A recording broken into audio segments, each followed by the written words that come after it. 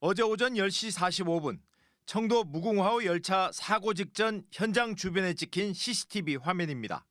우거진 나무 사이로 놓인 철로를 따라 안전모를 쓴 작업자 7명이 걷습니다.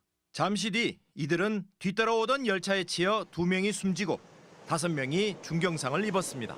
상내 작업이라는 것은 위험 지역 밖에서 하는 작업입니다. 그래서 열차 운행과는 상관이 없어야 되는 작업인데 경찰은 참변을 당한 구간이 선로를 따라 나무가 우거져 작업자들이 이동하기에 좁은 곳은 아닌지, 소음이 적은 전기열차여서 기관사나 작업자 모두 사고를 피하기 어려웠는지도 조사할 계획입니다. 특히 열차 접근을 알려주는 감시 앱이 제대로 작동했는지 감시 앱 자체의 예방 효과 여부도 확인할 계획입니다.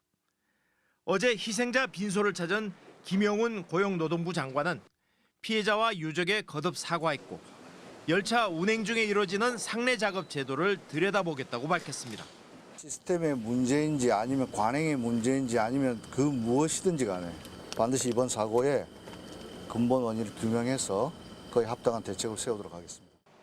경찰 수사 전담팀은 코레일 측에 시설 안전 점검 작업 계획서를 확보해 적절한 현장 작업자 안전 대책을 마련했는지, 현장에서 제대로 적용했는지 등을 따져볼 계획입니다. 국립과학수사연구원 등 현장 합동 감식도 진행됩니다. 고용노동부도 수사 전담팀을 구성해 산업안전보건법과 중대재해처벌법 위반 여부 등을 엄정히 수사하고 특별 근로감독도 실시할 예정입니다. MBC 뉴스 한태현입니다. 전남 순천의 한 레미콘 공장. 완전히 옆으로 쓰러진 탱크 주변으로 구조대원이 분주하게 오갑니다.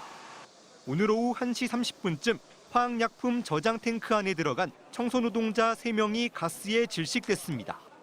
소방당국은 구조에 나섰지만 출입구가 좁아 탱크를 해체해 눕히는 등 2시간 넘는 작업 끝에 노동자를 구조했습니다.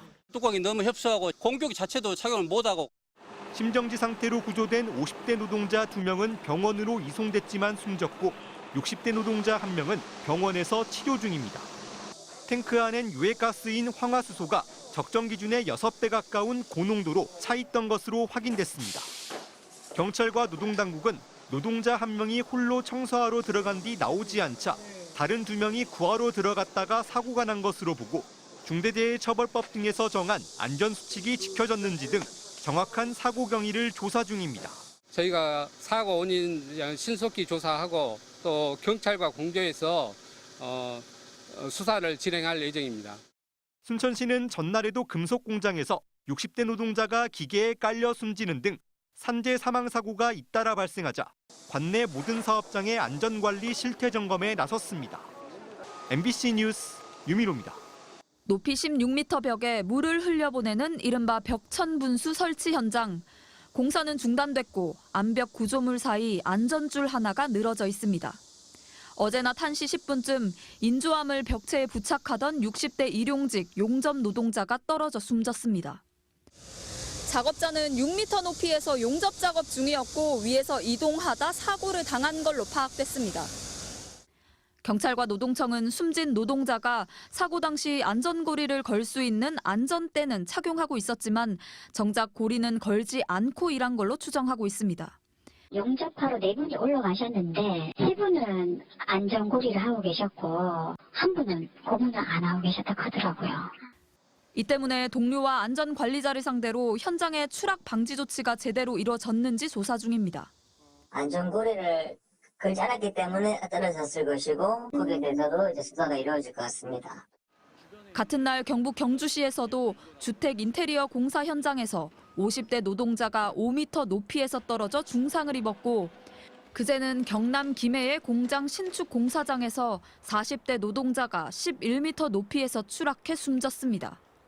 대통령의 산업재해와의 전쟁 선언에도 산업 현장의 사망 사고가 끊이지 않고 있는 가운데 금융위원회는 오늘 중대재해 발생 시 대출이나 금리에 불이익을 주는 방안을 추진하겠다는 추가 대책을 밝혔습니다. MBC 뉴스 손은민입니다.